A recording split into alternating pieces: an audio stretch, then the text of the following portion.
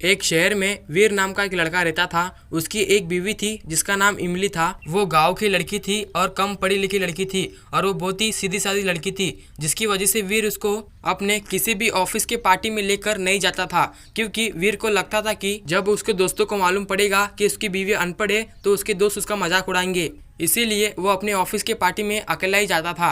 उसी ऑफिस में एक ट्विंकल नाम की लड़की थी। वो बहुत ही सुंदर थी। वो अक्सर इस बात को नोटिस करती थी कि वीर कभी भी अपनी बीवी को ऑफिस के पार्टी में लेकर नहीं आता है।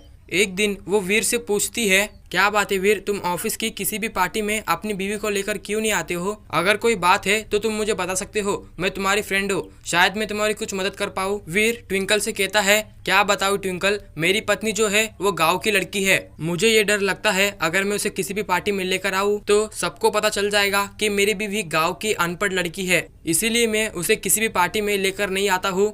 ऐसे ही धीरे धीरे वीर और ट्विंकल की दोस्ती गहरे होने लगती है और वो दोनों एक दूसरे के करीब आने लगते हैं, क्योंकि ट्विंकल वीर को अच्छे से समझने लगी थी। इस वजह से वीर को ट्विंकल से प्यार हो जाता है। अब वीर का घर में दिल नहीं लगता था।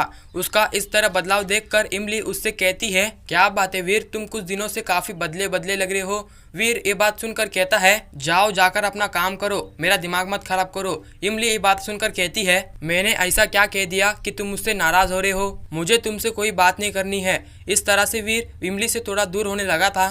एक दिन वीर ट्विंकल से शादी कर कर अपने घर आता है और इमली से कहता है, ये है मेरी पत्नी ट्विंकल। इमली ये सुनकर गुस्सा हो जाती है और वो वीर से कहती है, आप मेरे साथ ऐसा कैसे कर सकते हैं, मैं आपकी बीवी हूँ। वीर इमली को डिवोर्स देने को कहता है पर ट्विंकल मना कर देती है।